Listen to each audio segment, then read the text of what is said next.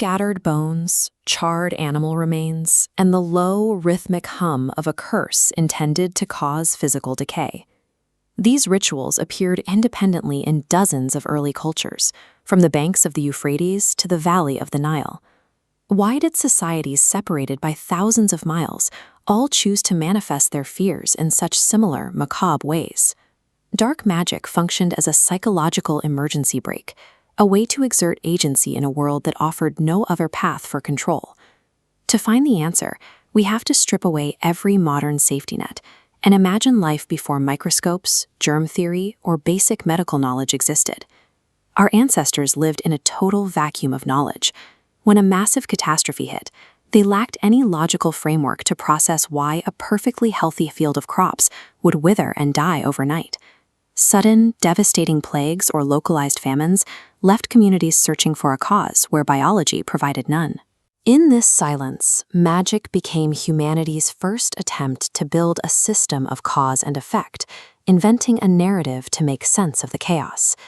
This search for control led major civilizations like Babylon, Egypt, and Mesopotamia to weave magical thinking directly into the structure of their daily lives. Black magic, specifically, served as a utilitarian tool for those seeking revenge or an advantage over their rivals. We have records of people crafting small effigies of their enemies and driving needles into them, a physical ritual meant to project harm onto someone they could not otherwise reach.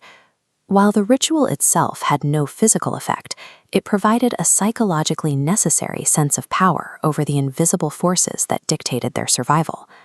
By the Middle Ages, this systemic fear of the unknown warped into something far more dangerous.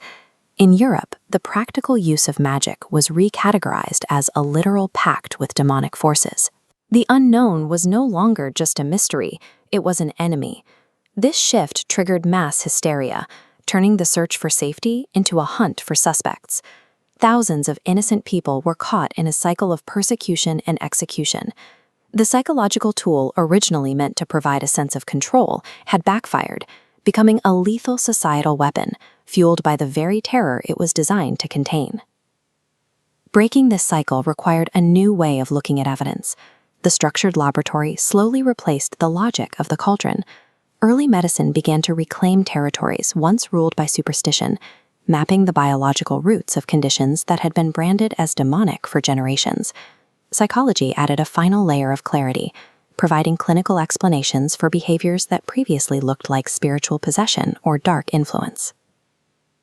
Verifiable answers filled the void that magic had occupied for thousands of years, offering a way to address trauma without the supernatural.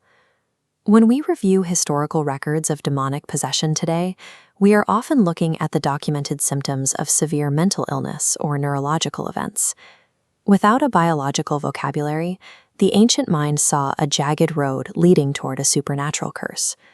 We now have the luxury of retracing these paths. We can map those same symptoms toward a clinical diagnosis, leaving the superstition behind.